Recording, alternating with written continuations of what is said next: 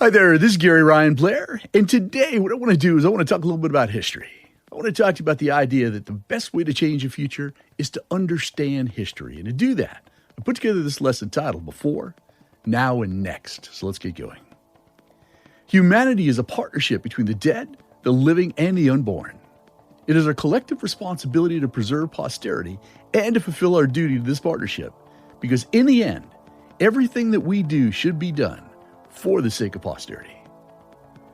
Posterity is the chronicle of the length and breadth of humankind's activities. It is the manuscript of the memory of life itself. Every citizen, regardless of race, religion, or gender, must know the history, the posterity of the land to which they pledge allegiance. Unfortunately, the vast majority of people are historically illiterate, which results in a sorry ignorance of our great past. Sir Boyle wrote, "Ask a now famous question that may very well be on your mind. Why should we put ourselves out of our way to do anything for posterity? For what has posterity ever done for us?" Well, quite a lot exactly. Let me explain. Posterity gave us the automobile, gave us the telephone, the television, electricity, gave us music, medicine, bell-bottom jeans, high heels, and it gave us disco. It gave us the internet, a stable platform to connect, to invent, to produce, and to share.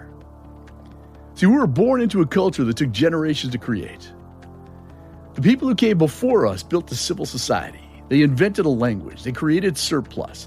They solved difficult problems, enabling us, each one of us, to grow up with an astonishing amount of creature comforts. Posterity is all we have to make sense of the present.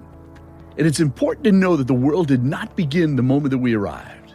That we have a past, and posterity, by informing us of the past, helps us to judge the present and the future. Posterity exists in all of our lives, and we each make posterity through our choices, through our actions, and our relationships. And in the end, consciously or unconsciously, everything is done for the sake of posterity. And knowledge of posterity extends our vision, it enlarges our mind and our imagination, and most importantly, it expands the range of our thinking. Posterity, without a doubt, is a wise teacher that provides us many lessons. So let me share those with you. The first being humility. Posterity creates a sense of humility, as any success or achievement that we enjoy is built on the achievement of others. We are someone else's posterity. Each one of us is here and is able to do what we do because others did something for the sake of posterity. Each generation advances and builds on the discoveries of the previous generation. And all success stands squarely on the shoulders of our forefathers, as their successes made ours possible. We see more than they did, not because our side is superior or because we're taller than they are, but because they raised us up, and by their great stature, they add to ours. And the second thing that we learn from posterity is gratitude. You see, posterity creates a sense of gratitude, as every freedom that we enjoy comes at the price of others. And it's only through posterity that we get to truly appreciate the battles that our forefathers fought, the ideals that they championed, the sacrifices they made, and the enduring effects of their accomplishments. Posterity teaches us to be grateful for our failures, our mistakes, and the inequities of the past, as only when armed with this knowledge can we appreciate the hard-won freedoms that are our birthright. The third thing is perspective. See, posterity creates a sense of perspective that helps us to recognize the ways that the past has authority over us.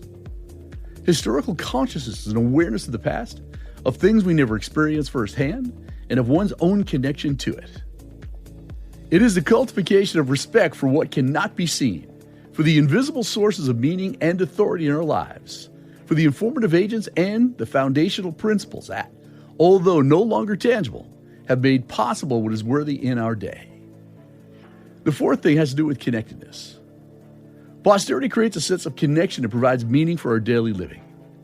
And understanding posterity is a matter of taking stock of the way that we live, of what our pastimes and pleasures, holidays and traditions, families and marriages, habits and aspirations all say about our connection to the past and therefore about ourselves.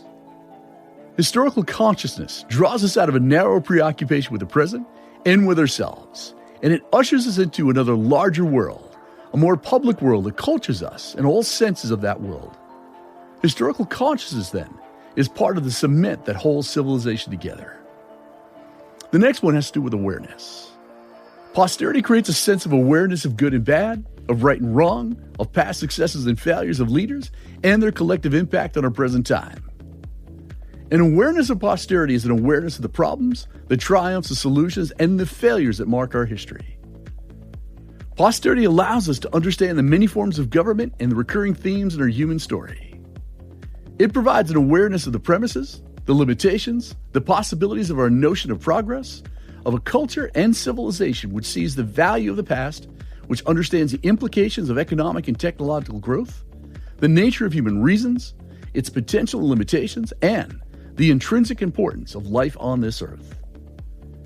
And through the study of posterity, we gain an awareness of the factors that result in the rise and fall of nation-states or civilizations, their motivations for political actions, and the effects of social philosophies.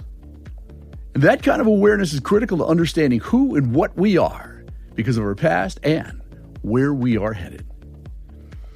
Posterity also tells us a lot about intellectual growth. See, posterity extends human knowledge beyond what we could ever experience on our own. It should be studied because it is absolutely necessary enlargement of the human experience. It's a way of getting out of the boundary of one's own life and culture, and of seeing more of what the human experience has been in the past. And it is the necessary, unique way of orienting the present moment so that you know where you are and where you have come from. In fact, posterity is the only resource that we have for doing so. Posterity also provides us with an insight on role models. See, posterity is rich in men and women of character, of nobility, courage, leadership, and other divine virtues. These people, through their example, inspire us to be and do more with our lives, as the only clue to what man can do is what man has done. The value of posterity, then, is that it teaches us what man has done and thus what man is. And over the years, we discover how much more of our past and perspectives are shaped by people who have gone before us. Posterity is a grand mirror in which we are reflected, and the virtues of great men and women serve as a sort of looking glass into which we may see how to adjust and create our own life.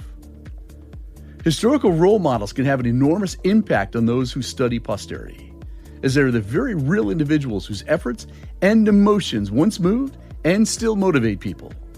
And they represent the passionate, beating heart of history and posterity. And last, perhaps most important, is continuity. See, posterity creates a sense of continuity which is critical in all human affairs. Without a doubt, we are heirs of the past. Those who came before us have shaped us, and we will influence those who succeed after us as we too descend into the deep. Knowledge of posterity enlarges our human experience, and it increases our self-awareness by creating a link with those who have preceded us. And without some understanding of our roots and our place in the flow of history, we cannot fully understand our own personal opinions, prejudices, and emotional reactions. Posterity is the foundation upon which every curriculum of learning stands. And we must ensure that we teach posterity to our youth so that they in turn understand why they must continue, protect, and safeguard both liberty and justice. Now we'll end just as we began, and that is this, is that all of humanity is a partnership between the dead, the living, and the unborn. And it is our collective responsibility to preserve posterity and to fulfill our duty to this partnership, because in the end, everything we do should be done for the sake of posterity.